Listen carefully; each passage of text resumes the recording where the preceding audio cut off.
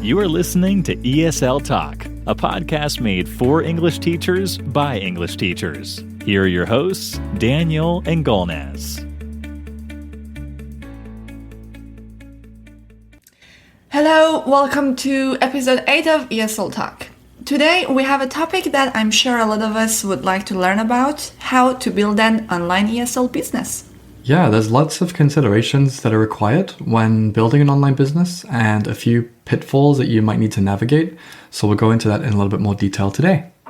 Yes, and in the interview portion, we will be speaking to our guest Johnny, who has created his own successful online ESL businesses and who will share how he did this, and he will also share some advice and tips that may be of use to you.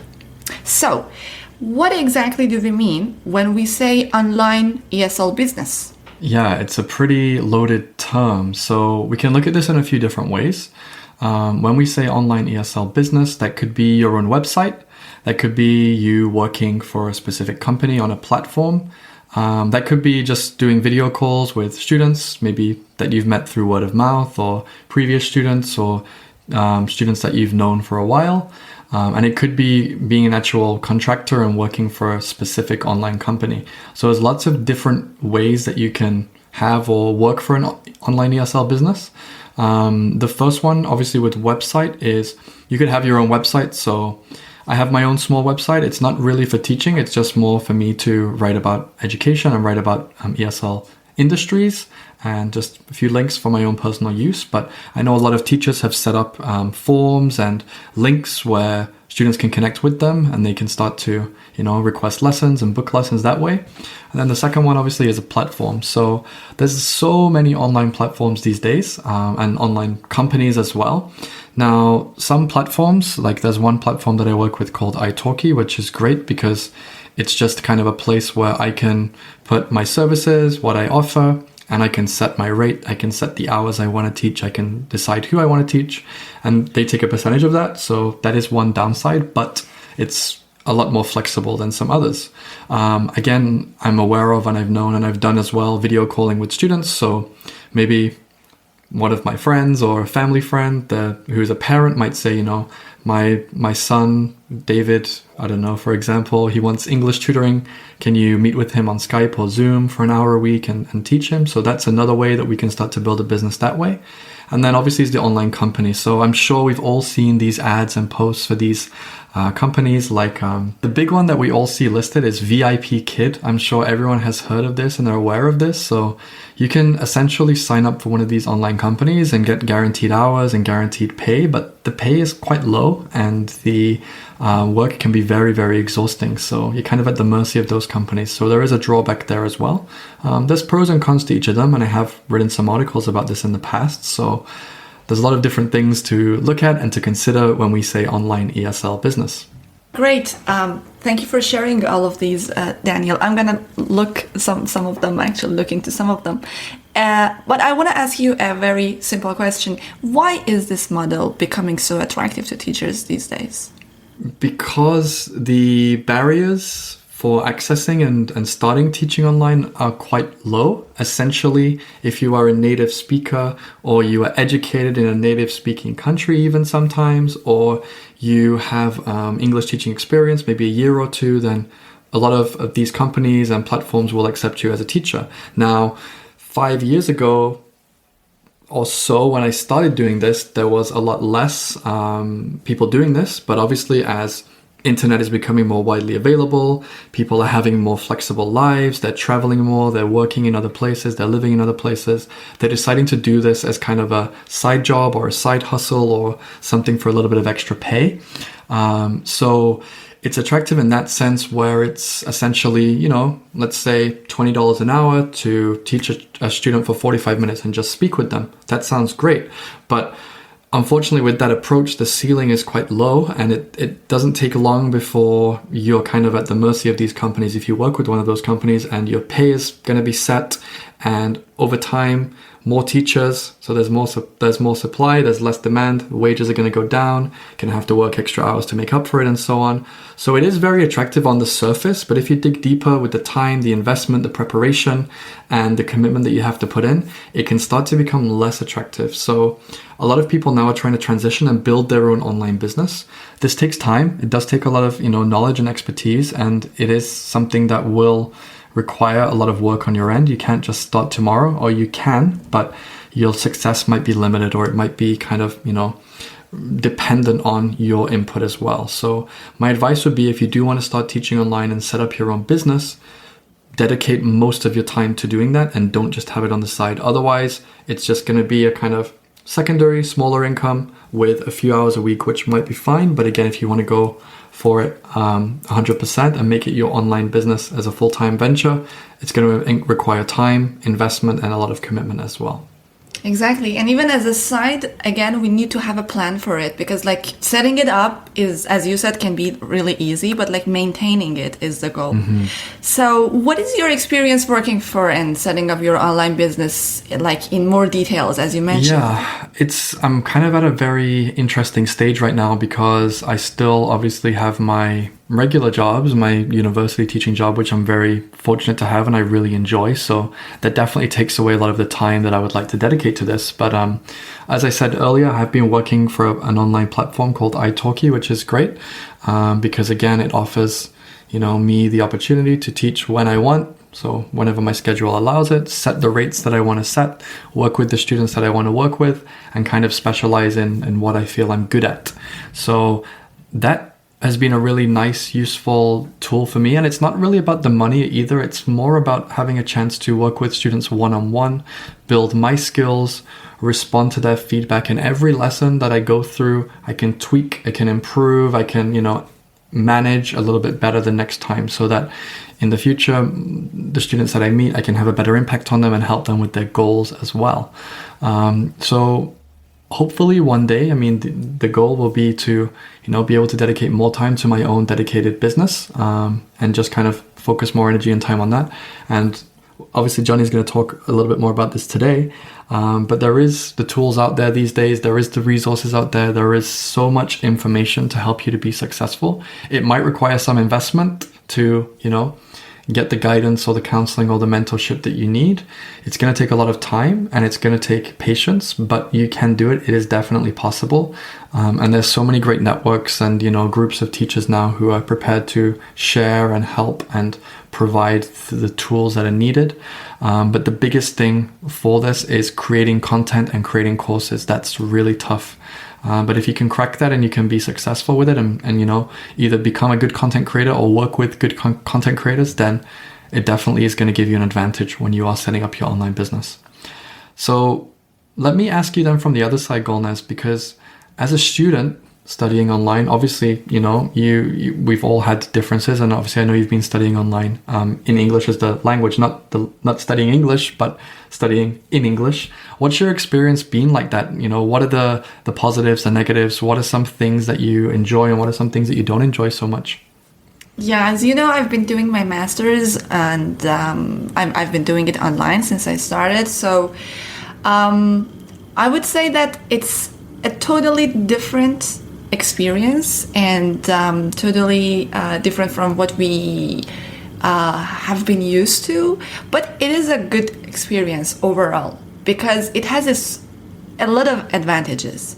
And the first thing is that when you study online, the thing that you can, everything happens synchronously and asynchronously. This just gives a lot of, opportunities and, like I can say, a lot of space to students to manage their time and their pace of studying and then do everything accordingly.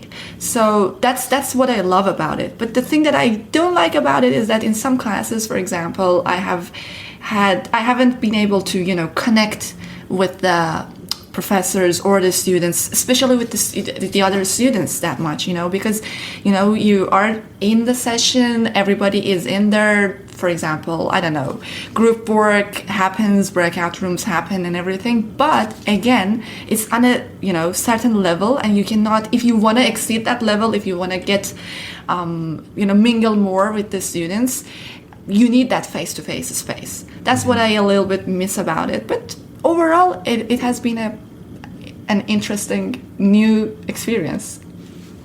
Wonderful. Yeah, I think student motivation is down to everything. And as a teacher as well, if you want to be successful, you have to put in the work. It's not just going to land on your lap. Or if it does, you need to be able to do something with that. So yeah, that's great advice. So what are some of the problems and issues of teaching ESL online? What are some things that you've experienced or that you've seen from this? The issues that I have had so far, or let's say the things that I have struggled with more, I can say, first of all, the whole technology thing and the technological issues and everything. I still have them. And that can be a little bit frustrating for everyone, of course, but it's just, I think, an inevitable part of our lives. And as I said, like on the students' end, connecting has been a little bit difficult and struggling. It has also been difficult for me as the teacher on the teacher's side, but it is easier for me. When I am the teacher, it is easier for me to navigate through it and to manage it and to make changes to it because I have that authority. I have that, power. But as a student, you don't have that power that much. And also monitoring the students, giving proper feedback. That's what I have always been worried during my online courses. Is the feedback that I am giving enough? Is it suitable? Have I monitored everything? Is my student struggling with something that I am not aware of, or I cannot see, or I cannot understand? Pretty much these things. But, always there is something that you can, find a way to go around it and fix it and, find a solution for it. So I can say that this is it's not impossible to manage it or navigate through it. I think you've touched on a really important point as well, that if you are teaching online or you are teaching ESL or English online, you need to support students not just in the class, but also outside of the class. So having those synchronous online and asynchronous offline activities as well, I think that's really useful for filling in those knowledge gaps, giving students extra practice and allowing them to link and connect their own interpretations of the lesson as well. So yeah, that's a really good point as well. Definitely. So now there is an important question here that we need to ask, and it is, can this replace our regular income, and can we do this full time? Yeah, teaching online, absolutely yes, you can, but it needs to be strategized, it needs to be planned, it needs to be built up. You can't just say on a Friday, I'm just going to teach English online now, and then on Monday expect to make $10,000 a month. That's just not going to happen. Or if it does, it is possible, but again, you're going to have to work every single hour of the day, weekends, early mornings, late nights. So definitely you need to strategize, you need to plan. And within that is going to involve marketing, it's going to involve content creation, it's going to involve a little bit of sales, which some people are not always comfortable with, but absolutely it is achievable, it is attainable, but it's something you have to build up over time. You have to keep combining your skills, you have to keep training, you have to keep listening and being open to feedback, as I always mention in every episode. And then again, be prepared to invest your own money. You're going to have to invest some money. You can't just get everything for free and expect to have an amazing, business. There's going to be some investment there. If it's in advertising, if it's in marketing, if it's in web design, or maybe outsourcing some work as well, that's definitely needed. But I would say, yes, it is possible. It is achievable. Maybe not working for online companies. You can achieve a full-time income, maybe not that much, but it is possible. Platforms like italki, definitely you can do full-time, but you need to have a lot of experience, a lot of really, high-level reviews and ratings, and a lot of really good feedback from students. But again, all of these companies and all these platforms, they will take their 10% or their 15% or their 20% cut, which is obviously going to eat quite a lot into your income. And depending on where you live, you'll have taxes to pay. You might be considered self-employed. So there's all those other implications as well to think about. So if you are going to do this, Make sure you're prepared, make sure you have a plan, make sure you get that advice and that mentorship if it's available, and then obviously invest in yourself, absolutely, but also invest in some, appropriate, relevant tools, whether that's marketing, whether that's advertising, whether that's an assistant or someone to help you with content creation. So let me kind of come back to you then as someone who has learned online, as someone who's learned English as well, and obviously has come to the other side as a teacher. How do you think we can appeal to students online, and how do we find students? What would be the places that you would go, that your students would go to find a teacher? Or, what are some places that maybe we haven't thought about that students can utilize and that teachers can utilize as well? First of all, I think to be appealing to the students online, we need to create not a fake image, but like create a good, professional, realistic image of ourselves to present ourselves. So that image can include like our, for example, Instagram profile or a website, as you mentioned, for example, that we can create for ourselves, and being able to market for it and do the branding for it and kind of show it and present it to the public, and also show the students what they need. For example, if I have expertise in teaching adults, and for example, if I want to, for example, mainly focus on teaching, for example, the IELTS, for example, let's say, I have to focus it on my audience and my students and what they need and what they are looking for. So I find those and then I show them to them so that they can see what can be offered to them, what can be presented to them.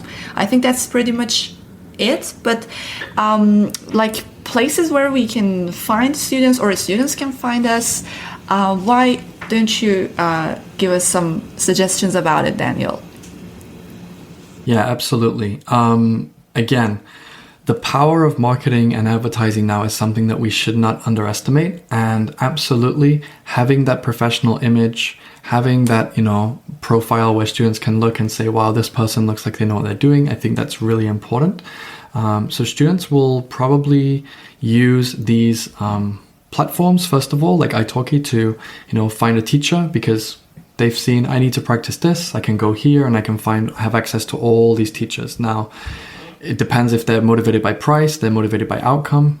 Probably price though, which makes sense. As a student, you don't want to spend, too much, but you want to have a good teacher. So you have to find that balance. So that's one place. A lot of the time now, teachers are coming to students. So maybe it's reaching out on LinkedIn, or it's running an advertising campaign on Instagram or Facebook ads or whatever. This is kind of taking it out and directly, finding and seeking out those students. So that's a lot of the ways. But how do we appeal to students? Well, students, and people in general, we invest in people. We buy from people. We don't buy from arbitrary things. It's emotions, it's feelings, it's outcomes, it's goals, and how can I help you? Can I help you? If you think I can, yes, you'll work with me. Do I have the skills and experience to back that up? Yes. Great, I'll work with you. And am I seeing results? If we can see those tangible changes and those tangible results, then we can definitely appeal to our students. And of course, it helps to have good reviews, have good testimonials, and obviously make sure that we're being genuine in what we say, we're being honest in what we say, and that we're delivering results consistently and making a difference. That's what it should be all about as a teacher. Can I make a positive difference to my students' lives? Can I help them achieve their goals? And, can I enjoy what I'm doing, which should be, a really important consideration for any teacher. Great. Thank you. Thank you so much for sharing that, Daniel. And let's wrap it up for this part of our episode. And now we are going to have our guest, Johnny, who is going to share his experience about everything that he's doing with his ESL business.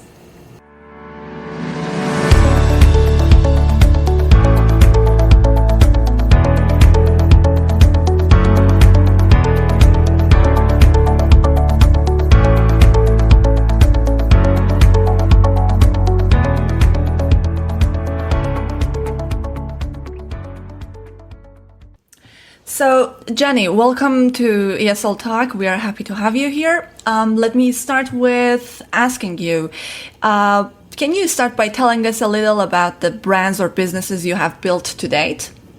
Yeah, I I have quite a few. Do you want me to talk about the ones related to English only, or the ones also unrelated to English?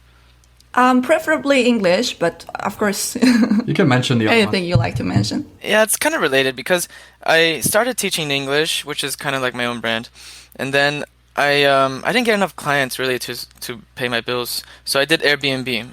I became an Airbnb host, and that was my main source of income for a while. And then I started LessonSpeak, which is like another business that helps other teachers become teachers. Because doing that process, I noticed that I had some struggles, so I created LessonSpeak, and that's the one that's related to English. The other stuff, not so much. And can you tell us a little bit more about it? Like, how does it work? Yeah, so most of it is content that a teacher would use during their classes when they're having a speaking English lesson. That's what most of it really revolves around right now. But we're marketing it as a startup that is supposed to help teachers teach, like speaking English, like how I described. And we're going to try to do this through AI, through software, you know, whatever a startup does. Wonderful. That's great. It sounds very exciting. Yeah. So, what was the process like getting LessonSpeak off the ground? Kind of how long has it taken you to get to where you are today? Yeah, honestly, I would say it's still kind of taking off. It's not really fully off the ground. It's barely taking off, I would say. It's taken a while, to be honest, but I didn't really commit a lot per week. I did it kind of like on the side, as a side project for a long time, and I just continued doing it, like, consistently. I did something else like this for like a short time, and I noticed how it got like a lot of good attention, so I was like, okay, I'll do it for English learners, because I don't know, I feel like that motivation is more appealing to me, and it kept me going. And I just consistently created content. I just made a new lesson every week or every 2 weeks, pretty much. That's a huge thing that we might talk about a little bit later, is developing and building these kind of plans and schemes and businesses. So what background and experience in English teaching did you have? What was kind of the foundations and the pedigree before starting this business? Yeah, so I mean, before I was an English teacher, I tutored supply chain and IT. But I started teaching English when I worked for iTutor Group. And in that company, I taught spoken English. I mean, just speaking to students, correcting them and stuff like that. And then after they pretty much fired me, I went to Preply and then started teaching on my own. But the transition was not easy, like going from employed to freelancer. I had like no resources to really guide me along the way. So that's kind of what I'm trying to create. I'm trying to create resources for people that were in that kind of situation. And I know it happens often that iTutor Group fires their teachers. They have ridiculously high expectations. And it's just like the churn is crazy in that industry. I've read all about it. A simple Google search of iTutor on Reddit brings up all kinds of different comments. So it's a good thing to know, I guess, for our listeners as well. Yeah, so if you get fired, don't feel too bad. Okay, so how did you market your business, Johnny, and attract new students, or how do you do it still? So it's pretty much been the same since I started. Just the consistency of content creation. And over time, I improved it in ways like I created a better newsletter, I made better graphics, I made some more appealing, I don't know, I improved the customer journey by improving the website, the images, all that sort of stuff. It's just like small incremental improvements here and there, and like once in a while I would see like an improvement, I would take a note somewhere, and I would eventually get to it, right? Just to improve the business. And I think that sort of incremental improvement is what brings these new, clients that are interested in this kind of stuff. Absolutely, yeah. I think we talk about feedback all the time from your clients, from yourself even, from others who take a look. And I think that's a really positive mindset to have and a really good way to kind of improve your business and what you do, especially in teaching. So how important is it that students invest in you as a teacher? Because we speak to so many teachers and we have experience of, what do I need to do? Should I prepare my lessons really well? Or obviously that's part of it, but why is it so important that students invest in you as a teacher or you as an individual or as a business even? Well, I mean, at the end of the day, teachers need to make a living wage. So, and to be honest, like preparing lessons takes a long time. That's like content creation, and when you're doing that, that's like a different job. So, Absolutely. so you just need to like there's other people that already did this for you. Like they took the time to do it. Just give them some money, and then you don't have to worry about it. But you have to understand your niche, like who you're teaching, how you're teaching. Like, do your students want grammar? Do they want to speak? That's very important because this content is specifically just for speaking lessons. It's not for grammar, and that's a big like that's really important because most teachers, when they think about improving English, they think about their grammar, and the mistakes that they're making. But really, this is more about getting them to speak more and fixing some mistakes that they make along the way. Yeah, absolutely. I think, we all want to be perfectionists, but that's just not realistic. And it's more about the outcomes as opposed to everything that you do being perfect. So yeah, definitely good advice. What you're talking about is like the fixed mindset versus the growth mindset. And that's one of the topics I just made. Wonderful. There we go. It all links in. So we talked a little bit about niche and creating this niche. I mean, there's so many teaching companies, so many people want to teach English, ESL. Where do they begin? How do they distinguish and differentiate themselves? And how do they stand out from the crowd? What's the process that you would suggest for going through and creating this niche? Yeah, like I said, so I started by tutoring supply chain and IT because that's what I studied in college.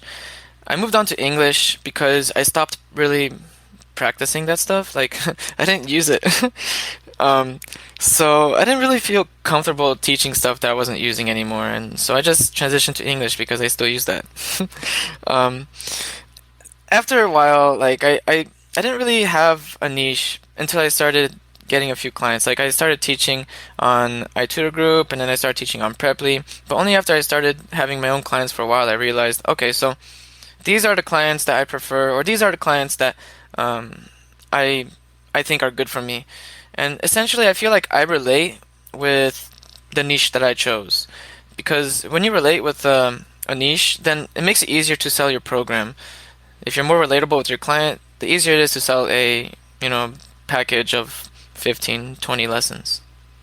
Yeah, absolutely. I think that's really simple advice, but a lot of people overlook that and they think, oh, I need to offer all of these services and do all of these things, which is going to stretch you. You stretch your time, stretch your abilities and your resources. So yeah. So just connected to that. When let's say I have an online business or I'm teaching online, how would I decide upon my pricing and how would I help students see the value of my course or my class, like you've mentioned? Oh my God. This is like, it comes back to the customer journey because you need to put them through a very specific route in order for them to see what you're trying to help them with. Like, if they take a shortcut or something, then they don't see value and it won't work. Like when I started, I just said, okay, well, I'll just charge more than I did when I was working for iTutor Group on Preply. But when on Preply, you just see, a student just sees a giant list of teachers. And so you're competing on price. And if you're competing on price, you're not going to make much. It's only after I realized that, oh, well, there's a legit process to this. Because I participated in a mentorship program for teachers to improve their wages and stuff. It's called Bowie strategy. And using their process, I was able to increase my rates. But honestly, like I knew what I had to do. Like I just had the puzzles kind of jumbled up, I needed to find like what was the best customer journey that my customer needed in order to be able to show them this amount of value. That's amazing how you reflect on the whole process and your progress and your client's progress. That's just brilliant. Yeah. If I were to sum it up, it would be essentially just like a combination of like messages, pages on the internet, and like face-to-face time. Yeah, I think so. I think it's one thing to just have a price and that be what defines you, or it can be this person's reached out to me, this is what they can offer, this is the problem they can solve, these are the skills and qualifications and experience that's going to help me to achieve my goal. So I think 100% this is the right approach. And I think we all know this, or a lot of us are aware of this, but it's just how do we manifest that and put it on a document or a website or whatever. So I see a lot of people struggling with this specific part of the process. I feel like this part requires like a slightly different skill set of being a salesperson. And some people think it's a bad thing to do that. Some people, they have their prejudices. So this is where I see a lot of teachers struggling, to be honest. Absolutely, yeah. We can't all be salespeople. We just, some of us don't have those skills, and it takes time to develop them. But yeah, I can totally agree, and some really useful practical advice there. Thank you, Johnny. Exactly. And for us teachers, like it is our comfort zone, usually that we do not deal with the financial things or the pricing and everything. Somebody else usually does it for us. But I agree with you. Why not? We can just take responsibility for that. So now that you have shared this great advice, do you have any advice to share with our teachers on how they can build effective courses for students? Because, well, everybody builds courses, but like, how can they make it effective, more effective? When you talk about effective courses, are you referring to like the face-to-face time that they are spending with the student, or stuff that the student does on their own? It can include both, I guess. Yeah, I would say both elements, because you can't really have one without the other. So how do we build that effectiveness into both mediums? So the stuff that you use, like the courses that you use like during your face-to-face time is one thing. Because you can offer your expertise, you can offer like they can see how you speak and you can correct them like real time. But stuff that a student consumes on their own, like homework assignments or any sort of content, at that point you're competing with all content creators, and there's so much stuff out there. Like, you gotta start asking yourself, are you a teacher or a content creator? But like the stuff that you do during like your face-to-face times, though, that is like back to your niche. Like, what kind of lesson are you providing to your students? Are you working on their grammar? Are you working on their spoken English? It comes back to your niche again. Wonderful. And I want to switch to social media a little bit and ask you about that. Is social media important for attracting and retaining new students? And if it is, how? Oh yeah, definitely. I have a topic specifically just on this. It's called your online presence, and it helps a lot of my students kind of get that kind of awareness as well while they improve their English, because it's so important. Like, I don't know if you've ever Googled yourself, but you should, because that's what your student is probably gonna do. That, they're gonna dangerous. They're gonna Google you, and if you have some weird stuff out there, yeah. Anyway, you do have to spend time to actually make it look nice. Like, you have to make it look like you're professional. You have to, be on LinkedIn. You update your description, update your picture, get a professional headshot, like with a good camera, good lighting, all that stuff. Because that's what a student sees. That's what anyone will see, and immediately their first impression is based on some picture you put. So you want a good first impression, because it's gonna essentially make it easier for you to find good clients, and well, that's good, right? Exactly. You're branding yourself. You are selling actually an image, so it's important to just make it all the way through. Yeah. And if you can like put some authenticity in there, some personality, that's always nice. Yeah, I think so. And it's funny because a lot of the things we're discussing now, we're kind of all aware of, but until someone says it, you don't kind of connect the pieces and think, oh yeah, actually, yeah, that is right. But It's great advice again. So if you were kind of starting over or going back a couple of years or a few years, what's one thing you wish that you knew before starting this business or before starting to teach online? What are some things you wish you would have known beforehand? All right. So are you referring to like me as an English teacher or me with LessonSpeak as the business?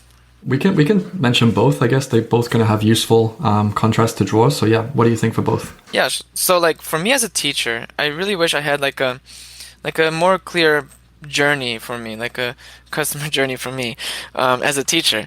I wish I had like an example to follow, like a mentor or something like that. And when I was transitioning from being like an employee to a freelancer, I really did, but there wasn't really much out there. But nowadays, that's not the case. Like, there's mentorship programs, there's content, there's all sorts of stuff. You gotta just be willing to put time and effort. But as far as LessonSpeak, like that business, I really wish that I knew what sort of lifestyle commitment this would be, because consistently creating content is something that I don't think a lot of people can relate to. And I don't think I really realized what it meant to actually do that. Like, to maintain that, I have to make some lifestyle choices that seem questionable to others. Mm-hmm.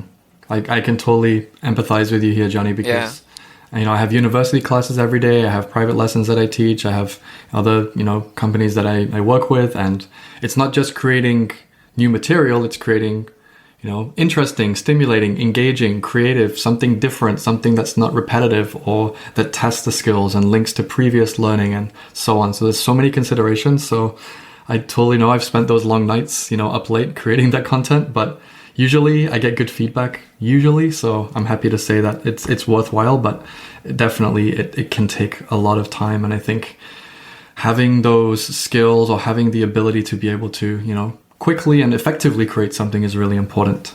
So that's what I would say is a key consideration here as well. Yeah, for sure. And this might be, my next question might be a little bit, maybe difficult or maybe obvious. I want to ask you about your biggest success so far in your ESL business. I know you have had many, but like if you want to choose one, what is the biggest one? So, me as a teacher, I would say that my biggest success is every time one of my students tell me a story of how their level of English, or how they feel more confident, and then it happened in real life that they used their English. Like, a recent student told me that he was able, like, his car broke down and some random guy showed up and he was able to talk to him in English and had a good chat for a while. And he wouldn't have been able to do that, maybe, I don't know, if he didn't work on his English. So that's just one story, and I've had, like, many students tell me stories like that. So those are kind of like my biggest successes as a teacher. And as the LessonSpeak founder, one of my biggest successes is just the consistency and how that brought on other people to be interested in joining me on this project. Like, I have another team member that's been meeting with me for a little while, and that's something that I struggled with because I started working on other startups in the past, and I found it hard to keep a team together. So that's good. Yeah, it can be a lonely place sometimes and you can feel very overwhelmed. So having that team definitely helps. And, obviously with this project, it's great to have someone to work with because I don't think I'll be able to do it by myself. And I'm sure it's the same for you as well, Golnaz. Yeah, so 100%. We obviously, we're in a community where a lot of us are wanting to teach more, teach online, transition, create their own businesses. So what advice could you give to potential new ESL teachers looking to create their own business? I think, honestly, if you can hold a conversation, you're qualified. What you need to learn is how to manage your time, how to use your computer, how to look professional, and, well, kind of like the logistics of the job. And now there's like a pretty clear path online. Like, there's resources out there that will pretty much tell you step by step what you need to do. And you just need to, like, put the time into actually doing it. You need to take action. Honestly, though, like, what helps, I think, people is if they pay a bunch of money for a program because they paid a bunch of money and they don't want that money to go to waste. That definitely will motivate you. And I've seen it the other side, working in university settings where students say, well, I paid all this money for this course, so you need to just give me everything and I'm not going to do much. It works, though. How it works. Well, you need to put the work in as well, but absolutely, if you have the tools, you can definitely utilize them. So yeah, I think that's a great motivation. Definitely. Having that financial investment. Yeah, for sure. Now we can tell everyone to give us their money. So, Jenny, if we want to connect with you and find out more about your business and about what you can offer students, how can we do that? Yeah, so you can just search on Google LessonSpeak, like lesson and speak, just one word. Or you can search my name, Johnny Ilka, and you'll find my website for each of those. And you can see, like, I also have a blog on LessonSpeak for teachers. It kind of helps you read some stuff. I need to honestly add more, but I also have some blog articles on my own website if you're curious about that sort of stuff. So yeah, there's all sorts of stuff. You can find everything just through a simple Google search, LessonSpeak, or just my name, Johnny Ilka. And it all connects Awesome. back. Google your name. There we go. Yeah, exactly. Give me that. Right, awesome. The SEO. Yeah, exactly. Thanks so much for your time, Johnny. Thanks for dropping by. It was really great to learn from you and listen to your success and kind of your journey as well. So yeah, thanks so much for taking time to join us today. Yeah, thank you so much. Thanks for having me, Daniel. Thanks for having me, guys. Thank you. Thanks. Bye-bye. Thank you everyone for listening. That was it for today's episode. We are really happy to have you as our listeners and as our supporters. Please keep up with the support, and we are happy to receive emails and feedback from you. Yeah, absolutely. We're really encouraged by the amount of support that we've seen so far, and every week the numbers keep increasing. So I hope you're enjoying what we do.